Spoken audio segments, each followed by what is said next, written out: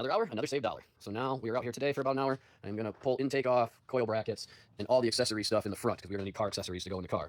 And a little bit about this. I've said it in another video before, but I really haven't addressed. The 5.3 is going in this. This is my 83-944 I've had for 20-something years. It's been sitting like the past 10, 12. It's got 87,000 original miles on it. It's got a 2.5 inline 4, the original motor that came in these cars. Yeah, I said 87,000 original miles. I've got some upgrades in it. Bigger exhaust, the open air intake. I put the vent in to help get more cold air in there so it wasn't sucking all the hot air and losing horsepower. I've got a FR Wilks computer chip and all that in there. It's just a pain to work on. I mean, just to do a valve cover gasket, you got to pull the distributor, you got to undo all your timing, you got to do everything. Water pump, it's part of the timing package. They blow up. Type engine, they were bad. You do one thing, timing go anything, they're just done. They crush themselves. So, and then to do any upgrades, so we don't get much horsepower for the money. So that's what the 5.3 is going in. I'm getting a kit from Renegade Hybrids to mount it in here and reuse my transmission, which I will have to get a turbo trans. So if anybody's got a turbo trans, let me know. And yeah, so that's addressing that. Anyways, let's get back at this 5.3.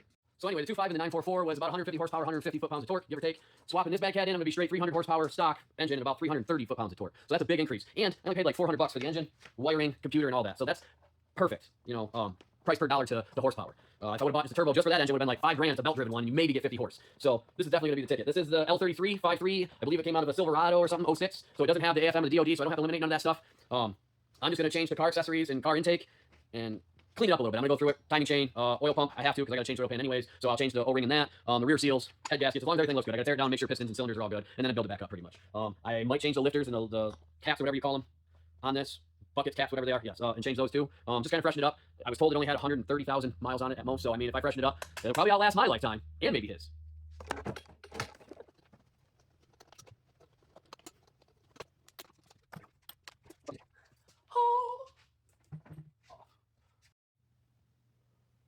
So she's pretty filthy, so we are going to take a shot back to it with some air. I blocked off the cathedral ports, so nothing gets down in there, and kind of clean that up.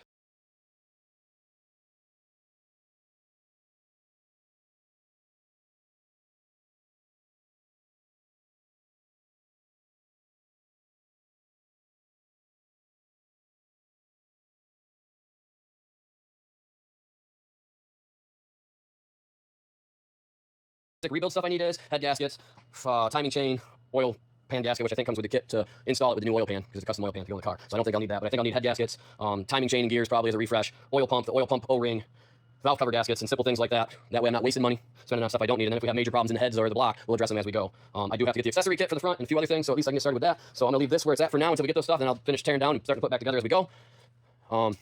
Next video will probably be that on that, and then once we get that kind of freshened up, we'll start showing vids of this being tore down. So there's your hour for the day. Oh, and if you've seen, it wasn't just me today. The master mechanic was out here. The one and only. He knows more than I do. Yeah, pretty much.